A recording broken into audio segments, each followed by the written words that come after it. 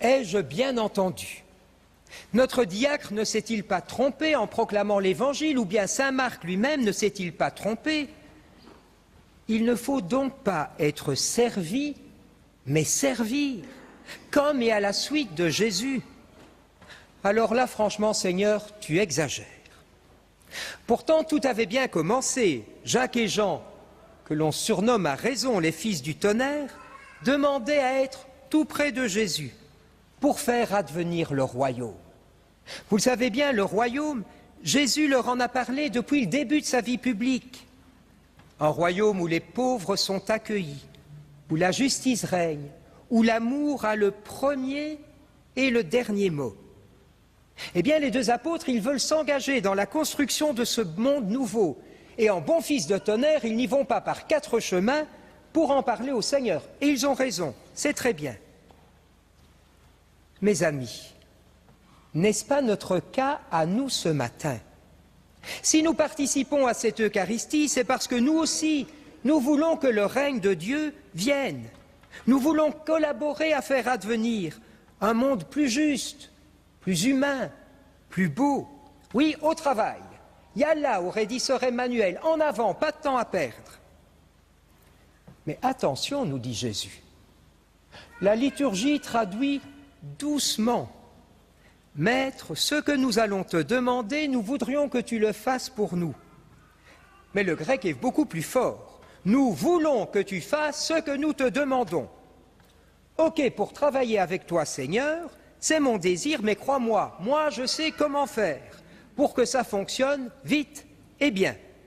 Prends-moi comme adjoint immédiat, et tu verras, ça va aller. Mes amis, voilà que Jacques et Jean prennent pratiquement la place de Jésus, ou tout au moins ils se mettent au même niveau que lui. Et Jésus écoute leurs demandes. N'est-ce pas beau? Jésus sait ce que nous portons dans notre cœur, il sait que ça doit être purifié, mais il écoute ce que nous lui disons. Pas pour se moquer de nous, non. Pas pour nous éloigner de lui, encore moins, mais pour nous aider à comprendre, à aller plus loin, à nous rapprocher de lui, à découvrir ce qu'est vraiment le service. Il leur faudra du temps pour comprendre. Et avouons-le, il nous faudra du temps pour y arriver. À la lumière de l'Évangile, nous comprenons ce qu'est le service pour un chrétien. Tout d'abord, il nous est impossible de servir sans regarder comment Jésus lui-même se met au service. Impossible de servir sans nous émerveiller. D'abord, de le voir à genoux, laver les pieds de ses disciples. Notre service doit toujours être précédé par l'émerveillement devant Jésus serviteur. Cela doit passer avant l'action. Ensuite, le service chrétien va au-delà de la philanthropie. Il doit être de l'amour. Je ne sers par l'autre par pitié ou pour toutes sortes d'autres raisons, si légitimes ou si belles soient-elles. Non, je l'aime. Et c'est premier. Je l'aime.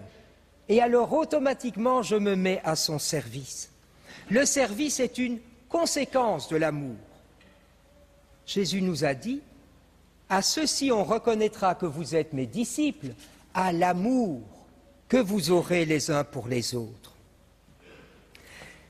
Et enfin, et c'est moins agréable à entendre, servir et souffrir commencent par la même lettre. Et tous nous en faisons la douloureuse expérience. Je suis actif dans la paroisse, je fais des choses pour faire grandir l'autre et paf, ça me retombe dessus. C'est pas gai, mais c'est normal. Jésus a passé 3 années à annoncer l'amour et il a fini sur la croix. Si jamais dans mon service je ne vis la passion, ça doit me poser question. C'est que peut-être mon service n'est pas à l'image de celui de Jésus. Mes amis, ce dimanche, toute l'Église se rappelle qu'elle est missionnaire. Et le pape François nous donne un message. Je vous le lis. Chaque homme, chaque femme est une mission, dit-il. Et c'est la raison pour laquelle on vit sur la terre. Personne n'est si pauvre au point de ne pas pouvoir donner ce qu'il a, mais surtout tout ce qu'il est. Ne pense jamais, poursuit-il, que tu n'as rien à apporter, que tu ne manques à personne. Beaucoup de gens ont besoin de toi, sache-le. Oui, que tu le saches dans ton cœur. Beaucoup de gens ont besoin de toi. Amen.